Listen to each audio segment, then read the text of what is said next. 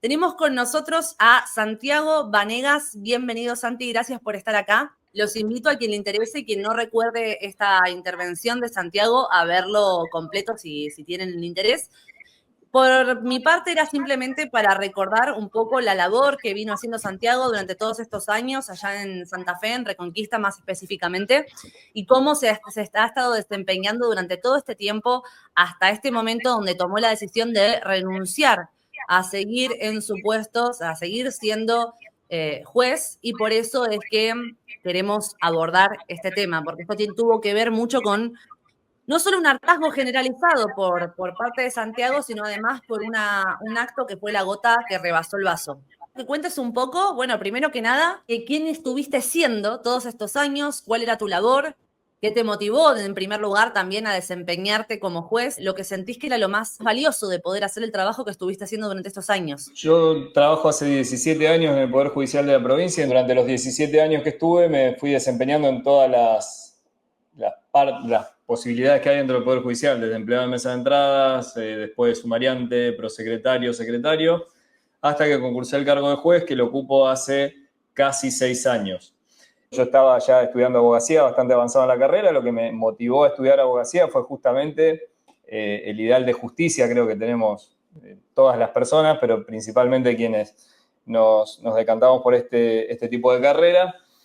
Y particularmente lo que me motivó a ser juez fue justamente teniendo esta noción fuerte, entiendo, de justicia. Siempre tuve interés en tratar de ayudar a la gente desde mi lugar. Veía la función del juez como una función de responsabilidad, de poder también, pero un poder orientado al servicio. Mi idea siempre fue esta, poder básicamente hacer justicia. Veía varias injusticias, cosas que no me gustaban, y siempre pensé que ocupando ese lugar podía llegar a cambiarlas. Generalmente tenemos la idea de que no es un abogado, sino es un juez el que realmente tiene la capacidad de hacer cambios en el plano de la realidad. Pero después cuando vemos el plano de la realidad nos damos cuenta de que esto es muy distinto y esta es un poco la realidad que vos te fuiste encontrando a lo largo de estos años en tu desempeño, ¿no? Sí, la verdad que sí, como que me fui desencantando con la función, sinceramente. A mí me pasó que los primeros años, cuando uno veía cosas que no le gustaban siendo empleado de mesa de entrada, decía, bueno, cuando ocupe un lugar de poder yo puedo cambiar esto quizás. El tema es que al llegar a ese lugar, uno se da cuenta que llegó a ese lugar donde pensaba que iba a poder cambiar cosas y se da cuenta que la realidad te pega en la cara y lo que podés cambiar es bastante poco. Y eso te genera cierto desencanto. A ver,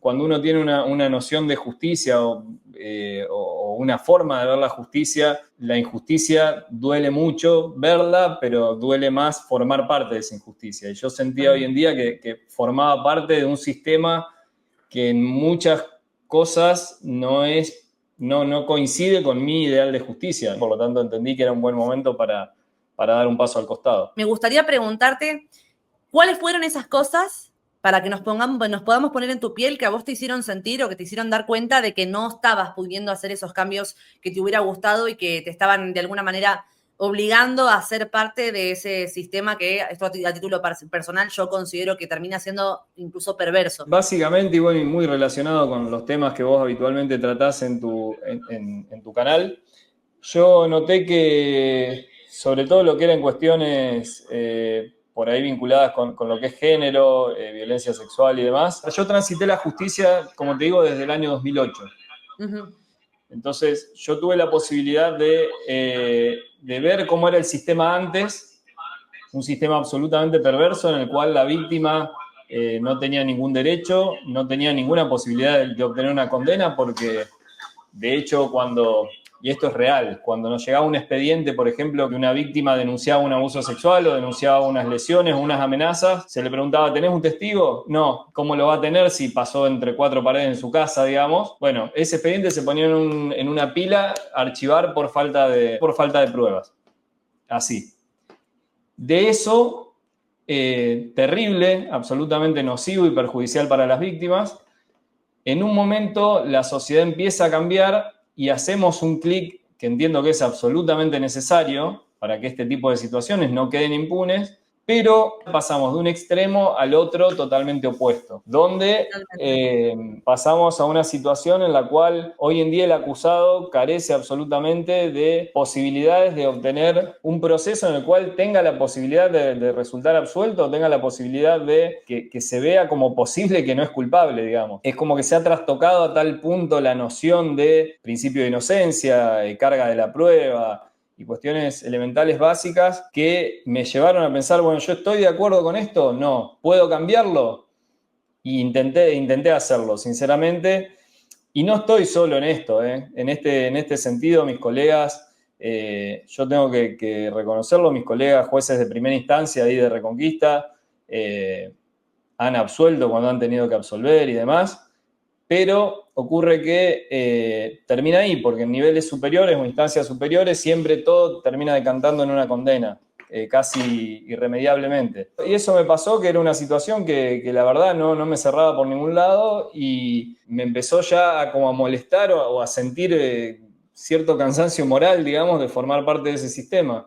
De hecho, y esto quiero, porque tengo los números que me respaldan, digamos, no es que soy un tarado que absuelve por absolver o que... De hecho, yo he tenido 22 casos de juicios de abuso sexual y en esos condené en 20, para que se den una idea. De 22 casos condené en 20. Entonces no es que nadie me puede venir a decir no, porque vos sos un machirulo, porque no, ni ahí. Un absolvedor serial, no. Exactamente. El único caso que tuve de violencia de género fuera de lo sexual, de violencia doméstica, digamos, con componentes de género, por lesiones leves, amenazas y demás, también condené. Entonces, tengo números que me respaldan, digamos. Y es increíble que, o sea, no sé si esto querés comentar o no, pero por lo que tengo entendido, la situación suele ser, como vos bien dijiste, que absolvés en los pocos casos donde decidís que hay que absolver porque el material probatorio y lo que vos estás viendo es lo que te indica que toca hacer. Cada vez que decidiste absolver, esa absolución se terminó dando vuelta en instancias superiores. Sí, exactamente. Y yo, ya te digo, yo tengo 2 absoluciones, pero a nivel circunscripción, digamos, han habido 9 absoluciones en los últimos años por parte de los otros jueces, y de esas 9, 7 se han revertido las condenas en segunda instancia. Y creo que solo una se ha confirmado, que fue ahora hace poco, que la verdad que no lo podemos creer. O sea, sí lo podemos creer porque era lo que correspondía. De hecho, la prueba que había era nula, incluso como era obvio que correspondía absolver, pero con los estándares que estamos manejando, nos sorprendió que la Cámara confirme una absolución. De hecho, creo que fue la primera. Y me pasó incluso, y esto fue una de las cosas también que como que me dolió, a ver, las víctimas o presuntas víctimas de este tipo de delitos suelen formar grupos de apoyo y redes de contención absolutamente razonables. Y me pasó en uno de esos 2 casos que tuve que absolver, que uno después lee los comentarios en las noticias y demás, y la madre de una de las víctimas, a quien yo había condenado, al imputado en su proceso, decía, no, estos jueces son todos corruptos, son todos delincuentes, hay que, refiriéndose a este caso de la absolución,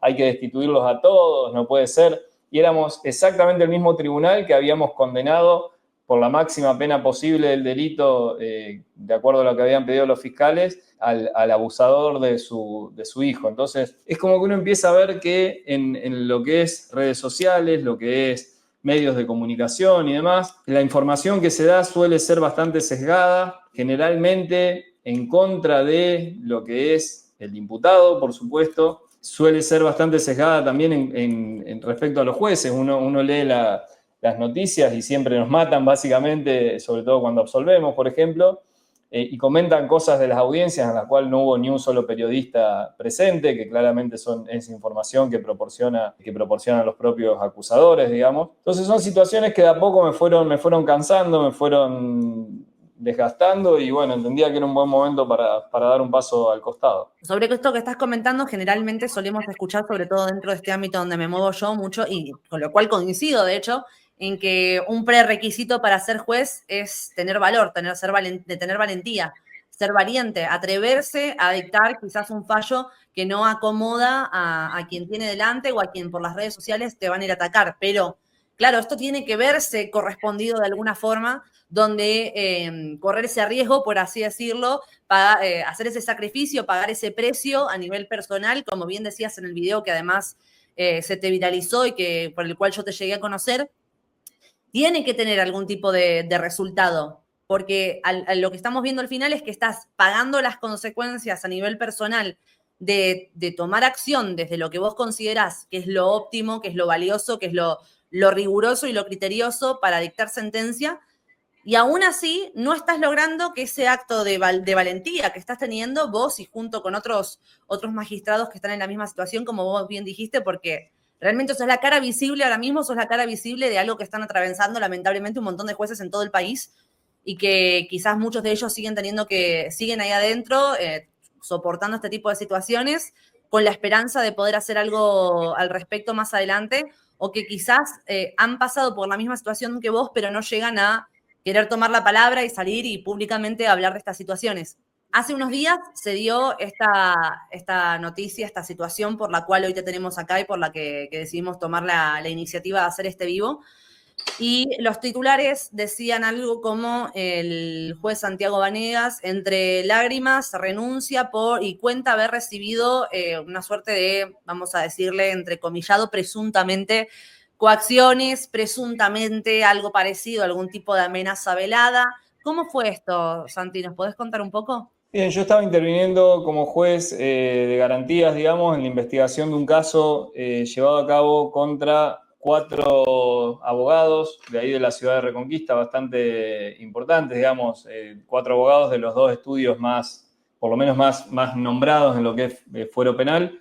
Y en ese caso se empezó a llevar una serie de allanamientos a cabo, una serie de pericias en teléfonos y demás medidas investigativas, en las cuales había cierta voracidad, podríamos llamar, por parte del Ministerio Público de la Acusación, que yo desde mi lugar de juez de garantías, obviamente intenté limitar, por supuesto, dentro de los fines absolutamente legales, para que entienda el público por ahí que es ajeno al ámbito del derecho. Cualquier allanamiento y cualquier investigación que implique hurgar en un teléfono celular de una persona requiere ciertos presupuestos básicos porque te estás metiendo en lo más íntimo que puede tener una persona, que es su domicilio, por un lado, y su teléfono celular, donde tenés tu vida, básicamente. Si de por sí es limitada la opción de hacer eso, cuando lo que se quiere indagar o investigar es el teléfono de un abogado y el domicilio de un abogado y el estudio jurídico de un abogado, la situación es mucho más seria, porque no solo te metés con cuestiones propias de ese abogado, sino también con cuestiones propias de sus clientes. Un abogado en su teléfono, en su computadora, en su estudio jurídico, en sus papeles,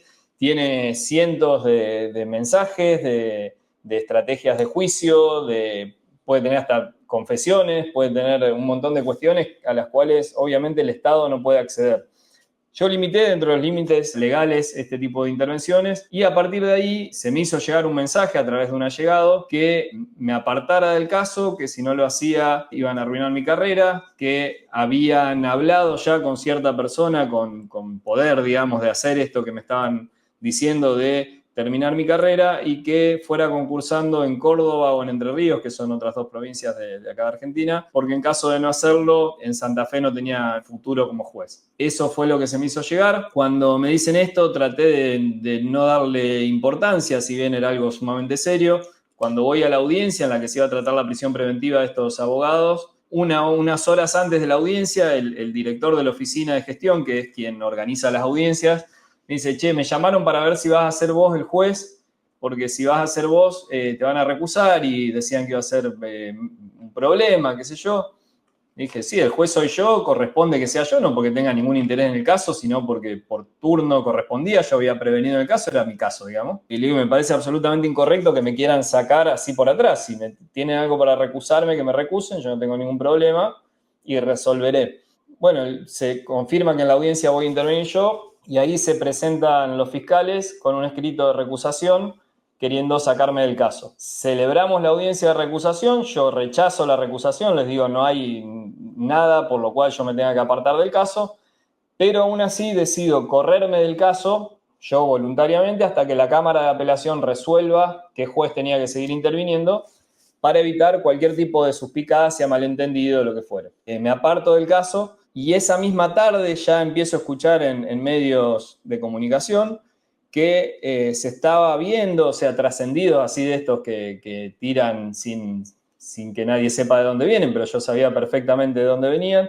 se estaba viendo si se me iba a investigar por obstruir a la justicia, por haber entorpecido los allanamientos, cuestiones semejantes, lo cual era todo mentira, digamos, por supuesto. Los allanamientos yo los autoricé a las 2 horas de que me los pidieron, absolutamente rápido, digamos. En altas horas de la noche me los pidieron, esa misma noche estaban otorgados y demás. Pero bueno, es como que eso ya me molestó bastante y me di cuenta que habían empezado a hacer lo que habían prometido que iba a hacer, que era arruinarme la carrera, básicamente. Y el día miércoles yo estaba por tomar otra audiencia en otra ciudad en las que tengo competencia, y me llaman de la oficina de gestión y me dicen que la Cámara había confirmado que mi resolución rechazando la recusación estaba bien, que no había motivos para que yo no intervenga, entonces yo iba a seguir interviniendo en el caso este de los 4 abogados. Por lo tanto, voy a intervenir en el caso este de los 4 abogados y ahí se sucede esta cuestión que es lo que se ha visto en varios medios de comunicación, incluso a nivel nacional, de que en un momento me quiebro, digamos, básicamente, y manifiesto esta cuestión sobre las presiones. Yo esto lo hice público en esa audiencia porque, primero para cubrirme a mí, porque la verdad ya veía por dónde venía la mano, ya veía que de hecho iban a hacer lo que habían prometido, que era arruinar mi carrera. Entonces fue como una forma de cubrirme, porque si yo salía a contar esto después, ya iba a ser demasiado tarde, digamos. La gente me iba a decir, sí, salís a decir esto ahora porque, no sé, demoraste los allanamientos, porque esto, por lo otro. Entonces decidí hacerlo público en esa audiencia y a la vez para proteger a la persona que habían usado de intermediaria, digamos, para mandarme este mensaje o este apriete que me habían enviado. Y ahí me quiebro, sinceramente, porque bueno, yo ya a raíz de todo esto como te decía, ya estaba bastante cansado de la justicia, de mi función, ya como que tenía tomada la decisión de irme y iba a comenzar la audiencia leyendo una frase de un juez del siglo XVII, un juez inglés, que decía: un pretendido derecho sin el respaldo de un juez no es más que una declaración de papel. Justamente refiriéndome, iba a explicar por qué iba a rechazar la pretensión de la Fiscalía de hurgar sin ningún tipo de restricción en los teléfonos de 4 abogados y acceder a todos los documentos de sus clientes y demás. Cuando dije eso, me quebré, me di cuenta y dije, yo no tengo por qué estar acá. ¿Qué estoy haciendo en este lugar, sufriendo este tipo de aprietes, dejando que ensucien mi nombre, que es de los pocos capitales que tengo después de 17 años de trabajo? Y dije, bueno, basta, me voy a ir. Terminé esa audiencia, resolví y al día siguiente presenté mi renuncia. Esto obviamente siempre desde mi percepción personal, pero encaja perfectamente dentro de lo que es a todas luces una suerte de amenaza. No queremos perjudicar a la persona a la que lo utilizaron para pasarte este mensaje. Pero vos sabés de quién, o sea, no hace falta que nos lo digas, pero vos sabés de quién proviene esta amenaza. ¿Tenés una idea de un nombre o de un grupo de personas en concreto que estén en la capacidad de amenazarte y además cumplir esa amenaza? Sí, por supuesto, yo sé la persona con nombre y apellido, la conozco, y sé también, porque esta persona, como te digo, manifestó expresamente: yo hablé con fulano de tal, una persona también con poder, digamos, y te vamos a arruinar la carrera, básicamente, y conozco a ambos, conozco al que envió la amenaza y conozco al fulano de tal en la posición de poder, que tiene la facultad o el poder suficiente como para cumplir lo que dijo, que era arruinar mi carrera. Esto que referís de la impunidad viene todo dado de la mano de lo mismo. A ver, hoy en día o el escrache o el hacer públicas cosas, para eso se utilizan mucho lo que es los medios de comunicación, y hoy en día te pueden destruir tu reputación y tu vida, haciendo circular sin ningún tipo de consecuencia una información falsa. Justamente esto es lo que hicieron, digamos, no perdieron tiempo. La amenaza, no sé si calificarlo de amenaza, sí un apriete, claramente, un intento de condicionamiento, fue el día viernes, y el día lunes ya habían comenzado a operar en los medios de comunicación, que es lo que hacen en un montón de oportunidades. ¿Qué es lo que hacen también cuando hay una sentencia judicial que es adversa a sus pretensiones, digamos? La realidad es que nadie se toma el trabajo de leer 150 páginas de una sentencia judicial. Leen lo que dice un diario, por ejemplo, y a los diarios llega lo que ciertas personas quieren que llegue, que habitualmente es, si es una absolución, bueno, los jueces fallaron mal porque no tienen perspectiva de género, no saben interpretar la prueba, amparan violadores, etc. Y es una situación que sinceramente me produjo un hartazgo bastante importante. ¿Qué ganan o qué pierden? ¿Por qué lo hacen? ¿Por qué se ven motivados a tomar este tipo de estrategias, vamos a decirle, como el apriete que te hicieron a vos? ¿Cuál es el fin? Mirá, la verdad que es bastante difícil de entender el fin. A ver, yo sé que en muchas oportunidades puedo ser molesto, Por ejemplo, en este caso era molesto justamente por esto, porque quizá la más fácil hubiera sido, y sinceramente estando ahí sentado, y también fue parte de lo que me llevó a sentirme mal, digamos, que yo pensaba, loco, ¿por qué no dejo que revisen los celulares y ya está, y me ahorro un problema y listo? Porque para mí es muy fácil, digamos, decir, sí, denle para adelante, hagan lo que quieran. Me iba a ahorrar un montón de inconvenientes. Entonces, en un punto, los buenos jueces somos molestos, que insisto, en mi circunscripción al menos tenemos muy buenos jueces y todos muy molestos en este sentido. Y por eso también a todos, en algún momento desde los medios afines a ciertos sectores, nos han atacado y demás. Y por otro lado, evidentemente hay cuestiones de que es necesario justificar el trabajo de uno mismo. Entonces, obviamente, hay que justificar, bueno, este año tuvimos tanta cantidad de condenas, este año tuvimos tantos presos, este año metimos tanta gente en prisión preventiva, etcétera. Y para eso justamente lo podés hacer de dos maneras, o trabajando bien o trabajando mal y obligando al resto a que haga la vista gorda cuando vos trabajas mal. Y sinceramente eso también fue parte de mi hartazgo, digamos. Es terrible en la individualidad de tu caso, de tu situación. Lo que quizás es lo que esperaban era que vos te corrieras del caso y te fueras a trabajar, lo que te decían, a Córdoba o a no sé dónde, a tratar de apelar a seguir con tu carrera judicial en ese lugar, y dijiste, no, no, no. O sea, yo por ese aro no voy a pasar. Entonces te pediría que le dijeras algo a quizás otras personas que están trabajando ahora mismo en el sistema de justicia y que se están sintiendo identificadas con lo que vos puedas estar contando, que no sepan muy bien hacia dónde dirigirse, qué decisión tomar, si seguir ahí aguantando un poco más, si seguir tu ejemplo y no seguir sosteniendo más un sistema con el que no pueden suscribir, al que no pueden suscribir. ¿Qué le dirías a esta gente? O incluso a los abogados, voy un paso más allá, a los abogados de causas peliagudas que esperan que cuando lleguen a audiencia, el que esté escuchando sea un juez como vos. Miren, yo lo que les diría es que hagan todo lo posible por cambiar la situación. No podemos permitir seguir así.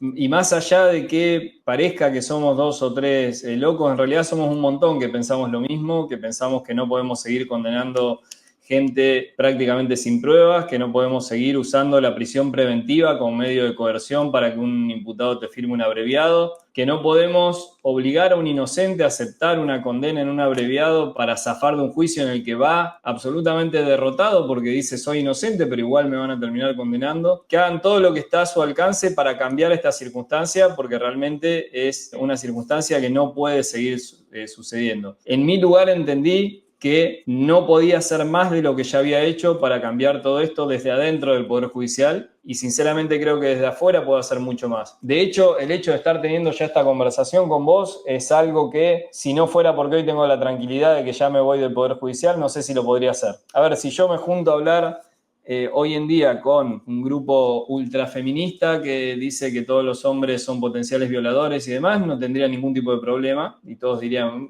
que viene el doctor Vanegas que le dio una charla a tal grupo. Ahora yo hablo de esto con vos y sé que como juez me podría traer problemas simplemente porque es una opinión incómoda, es una opinión disidente del discurso que se quiere implantar. Bueno, eso me llevó justamente a decir, bueno, desde afuera puedo hacer mucho más de lo que podía hacer hasta ahora desde adentro. Y al que está hoy en día, sea un empleado de mesa de entrada, sea un abogado, sea lo que sea, que luche para cambiar lo que vea que está mal, que puede ser esto o cualquier otra cosa, y si ve que desde el lugar donde está ya no puede luchar más, bueno, en algún momento hay que tomar la decisión de saber cuándo retirarse y empezar a luchar de otro lado. Antes de conocerte directamente a vos o ponerme en contacto con vos, yo había hablado con algunos jueces de acá de Argentina y de España que me habían llegado a decir cosas como, Valen, veo tus videos, estoy completamente de acuerdo con lo que defendés, no sé qué, pero no puedo decir nada, ni dentro de mi espacio de trabajo, ni en mis redes sociales, ni absolutamente nada, porque me prenden fuego el juzgado.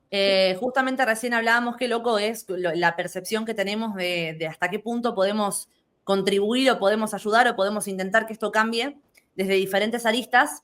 Yo tengo una libertad que mucha gente no puede tener, que vos como juez no pudiste tener, y quizás ser capaces de poder hablar estas cosas, el simple hecho de ser capaces de ponerlas sobre la mesa, está haciendo mucho más de lo que creemos. Coincido, Vale, y justamente esto que decís vos, yo creo que hoy en día la comunicación de este tipo de cuestiones es una de las formas de activismo más valiosas que hay, de poder intercambiar ideas, de poner ideas que van por fuera del mainstream a la vista de la gente, realmente es indispensable para generar el cambio que necesariamente se tiene que dar. Pasamos en el péndulo de que la víctima estaba absolutamente desamparada y desprotegida al polo opuesto, en el cual el imputado está absolutamente desamparado y protegido. Te doy un ejemplo concreto. Yo antes de trabajar como juez, pasé muchos años en la Fiscalía de Homicidios. Y de hecho yo llevaba las estadísticas de la Fiscalía de Homicidios, las hacía yo, o sea, nadie me puede decir no, pero esto no, porque las hacía yo, las tengo de hecho acá en la mano. Y me acuerdo una de las primeras cosas que me llamó la atención,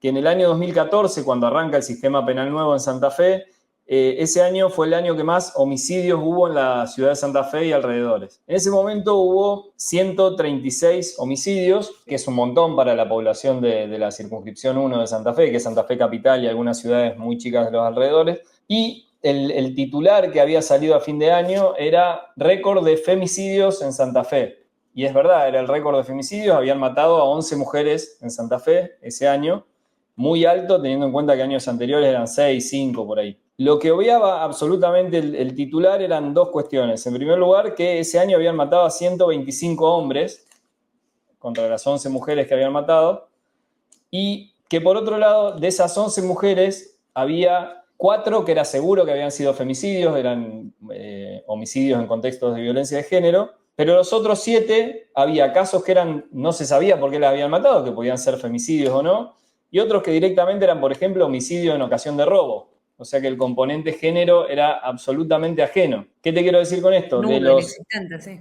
Inexistente, porque la mataron para robarle, para que se entienda, no por ser mujer. ¿Qué te quiero decir con esto? ¿Cómo incluso hasta algo tan frío como es un número se le puede dar una lectura distorsionada si se quiere hacer? En este caso, se publicaba récord de femicidios en Santa Fe y cuestiones semejantes, cuando, insisto, eran 11 mujeres contra 125 hombres que habían matado. Entonces yo lo hablaba con funcionarios del Ministerio Público de la Acusación y le digo, pero acá estamos haciendo mal el diagnóstico, porque el problema no es que están matando mujeres, que por supuesto es un problema gravísimo, sino que el problema es que el hombre homicida resuelva su conflicto, sea con una mujer o con un hombre, matándolo. Entonces, el análisis ya estaba mal hecho de base, o sea, el problema no era proteger a la mujer, sino ver qué estamos haciendo tan mal en una sociedad para que un hombre entienda que la forma de resolver un conflicto es yendo a matar a la otra persona, que puede ser su pareja, o puede ser un compañero de trabajo, o podía ser la persona a la que le estaba robando, o lo que sea. Pero bueno, eso me llevaba a pensar, ya hasta en esas cosas que son concretas, que son datos numéricos incuestionables, ya se hacía una lectura sesgada tendiente a llevar cierta información a la sociedad que no era cierta, digamos. Y además, si me lo permitís, es como una suerte de círculo vicioso en cierto punto, porque una cosa está nutriendo la otra sistemáticamente. Es lo mismo que vemos con la violencia, las cifras de violencia en la pareja, de denuncias falsas, de violencia sexual incluso. Siempre existe, que no tenga la voluntad, el interés o el conocimiento necesario, las herramientas necesarias para indagar un poco más en cómo se llegan a esas cifras y qué incluyen esas cifras, cómo se interpretan los datos, etcétera, termina generando una noción de alarmismo social que obviamente casi que pareciera que se alegran de que existan cada vez más mujeres asesinadas por su pareja por un motivo de género. Obviamente nunca es un dato feliz que una persona pierda la vida, mucho menos que la pierda en circunstancias trágicas no naturales, mucho menos que la pierda en un crimen perpetrado por otra persona y mucho menos que la pierda con sufrimiento y crueldad. Creo que en eso todo el mundo puede estar de acuerdo. Ahora bien, sería un dato tranquilizador, un dato positivo que de las mujeres que fueron asesinadas durante un año no hayan sido asesinadas todas porque eran mujeres y porque se encontraron con una persona con un odio visceral hacia el sexo femenino. Y creo que esto, de hecho, esto está respaldado por ONU Mujeres incluso, que te dice que la violencia de género no es aquella que se da de un sexo a otro, de un género a otro. Es aquella que se da por un motivo de género. Incluso reconoce que la pueden sufrir los hombres.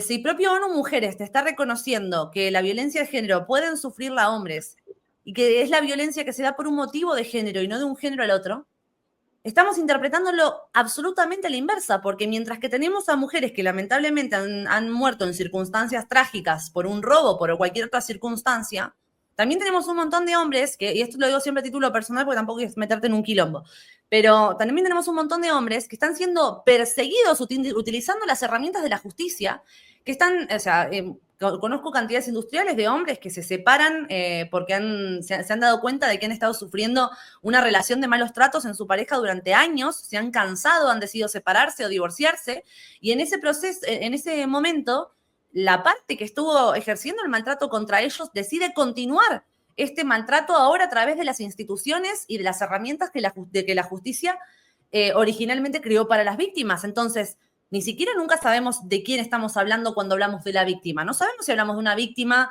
de violencia de género o de violencia íntima en la pareja, o estamos hablando de una víctima que ahora es víctima de una denuncia falsa o de impedimento de contacto, de lo que fuera, pero que es simplemente la expresión última de un proceso que llevan viviendo durante años y que ni siquiera se han podido reconocer como víctimas, porque no llevamos 60 años escuchando campañas de prevención de la violencia contra los hombres como sí llevamos escuchando con respecto a las mujeres.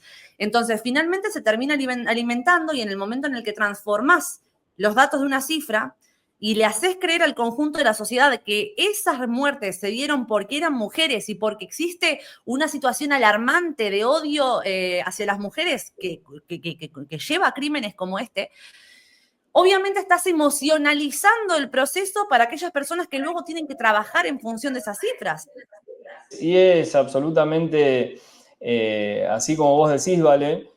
Y de hecho, a ver, llegamos a este punto de lo que te digo, que yo hoy puedo hablar de esto con vos libremente porque ya estoy yéndome del Poder Judicial, pero en otra oportunidad, si vos me decías hace un año, che, ¿querés tener esta charla? Y te diría, y no sé si me animo, porque sería un problema. Como pasaba cuando yo decía, che, pero salgan a aclarar que no fueron 11 femicidios en 2014, que fueron 4. Y la respuesta que recibí era, no, pero si salimos a decir eso nos matan. Entonces, llegamos a este punto, y también, ¿qué ocurre? Que como siempre que algo se polariza para un lado, genera una polarización extrema para el otro, también tenemos un montón de grupos y de personas que directamente dicen, no, la violencia de género no existe, o todas las causas son mentira, y yo te digo, porque vivo en una localidad que si bien es bastante grande y muy urbanizada y de avanzada en muchas cosas, estamos rodeados de sectores más rurales o más, algunos más pauperizados y demás. Uno ve que existe la violencia de género, que existe patentemente concepciones que tienen al género femenino como si fuera la que tiene que trabajar en la casa, y el padre tiene la posibilidad de tener sexo con su mujer y con sus hijas y con cualquier mujer que haya en la familia porque él es el proveedor. O sea, todas estas cuestiones existen en Argentina hoy, en 2024. Es real esto y existe. El tema es que cuando vos tomás ese discurso absolutamente legítimo y algo contra lo que hay que luchar, pero agarrás, lo polarizás al extremo, hacés diagnósticos equivocados, tergiversás datos, tergiversás la interpretación de esos datos. ¿Qué es lo que lográs? En vez de lograr el efecto que se quiere lograr, pero el problema es que cuando generás esta polarización, bueno, de cosas tales como todo hombre es un potencial violador, o todo hombre acusado tiene que ser condenado porque hay que creerle a la víctima ciegamente y sin más que el testimonio de la víctima, llegamos a este punto en el cual la propia lucha que nació como legítima se vuelve contra sí misma porque genera una corriente totalmente polarizada del otro lado. Absolutamente, y de hecho es algo en lo que trato de hacer bastante hincapié, porque es verdad que se tiende a confundir cosas como, por ejemplo, cuando escuchamos el eslogan de la violencia no tiene género, no significa que no exista violencia por razones de género, significa que cualquier persona puede sufrir violencia independientemente de su género. Cuando nos encontramos con este reduccionismo, con esta polarización extrema que nos impide acercarnos a la individualidad de cada caso, ahí es donde perdemos el foco de para qué está la justicia. Es decir, tenemos un sistema de justicia que lo tenemos ahí, lo seguimos sosteniendo porque creemos que es mejor que atar a una persona a un palo y prenderla a fuego porque la acusan de algo. Hemos llegado a la conclusión, a prueba y error, de que tener un sistema que juzgue a las personas con una suerte de garantías procesales sirve para algo y tiene un fin. Vale, y la pregunta que planteo, digamos, es ¿quién se beneficia? Porque vos decís perjudica a la víctima, perjudica al imputado, perjudica claramente el sistema actual perjudica a inocentes y víctimas, imputados inocentes y víctimas reales por igual. Entonces la pregunta que nos tenemos que hacer es, bueno, ¿y a quién beneficia y por qué se sostiene todo esto, digamos? Si no, nadie tendría miedo de decir, no fueron 11 femicidios, fueron 4 y 7 casos de muertes de mujeres dentro de contextos absolutamente ajenos a la violencia de género. Yo creo que cuando convertimos a las víctimas en números y esos números se transforman en dinero, ahí es donde tenemos quizás una de las más peligrosas motivaciones. Decirte, qué sé yo, el pueblo de la mujer garantizaba su funcionamiento y garantizaba sus fondos en función de cuántas denuncias tramitaran ellos.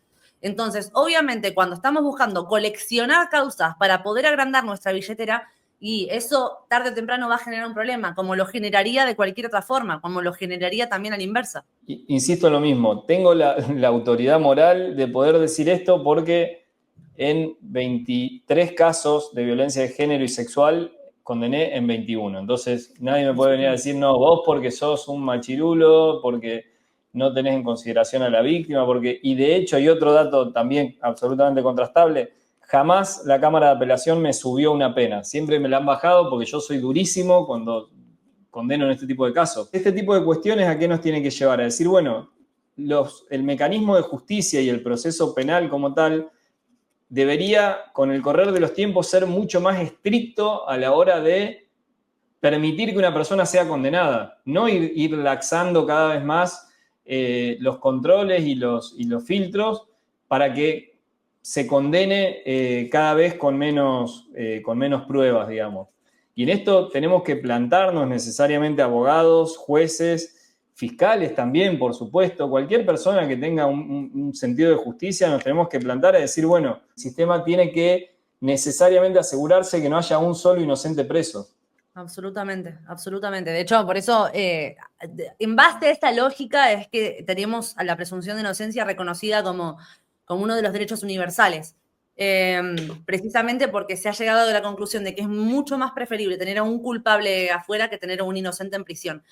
Bueno, y mucho más si lo hilamos, obviamente, a todo lo que estábamos hablando recién, de las cuestiones que tienen que ver directamente con un sesgo de género, metido por la fuerza con calzador dentro de la justicia. Y bueno, tenemos que ver que ya en los juicios de Nuremberg se condenó el derecho penal de autor, donde estás condenando con mayor dureza o estás persiguiendo una forma diferente a un acusado en función no de los actos de los que se lo acusan, sino en función de sus características identitarias. A tal punto hemos llegado a esta circunstancia de que se quiere condenar a toda costa que en Entre Ríos, hoy en día, que tiene un sistema de juicios por jurados, ¿qué estaba ocurriendo? Que en los casos de este tipo de delitos, los jurados absolvían mucho más que los jueces, porque el jurado no tiene ningún tipo de presión de absuelvo y tengo una protesta mañana o me empiezan a denostar en los medios como que defiendo violadores y demás. El jurado va, resuelve conforme a su sana crítica, a su conciencia, a las máximas de la experiencia y se retira y se va. ¿Qué está ocurriendo en Entre Ríos? Como pasaba esto, ahora se quiere quitar de mano del jurado la resolución de conflictos, de casos de abuso sexual. Porque dicen, no, el jurado no sabe interpretar la prueba, el jurado no tiene perspectiva de género, el jurado, sí, la justicia es democrática siempre y cuando se resuelva en un sentido, si no, vamos a sacarle al jurado este tipo de casos, lo cual también es aberrante y nos da cuenta de un contexto que necesariamente hay que combatir. Cuando hacemos que el testimonio de un acusado termine por ser infalsable, porque diga lo que diga o haga lo que haga, va a haber una forma donde se lo puede retorcer y hacerlo encajar dentro de lo que se quiere dictar como sentencia, ahí vemos nuevamente un problema más.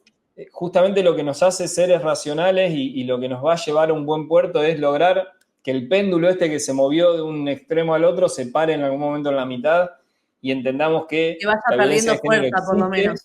Exactamente, que entendamos que la violencia de género existe, que hay miles de mujeres que sufren todos los días estereotipos de género, que hay niños que sufren violencia sexual y familiar por parte de padres violentos, que todo eso existe, que hay que luchar contra eso y a la vez a quienes están en la vereda de enfrente que entiendan que no todo hombre es un violador, que una acusación no es lo mismo que una condena, que la culpabilidad no se presume, que hay que demostrar que una persona es culpable.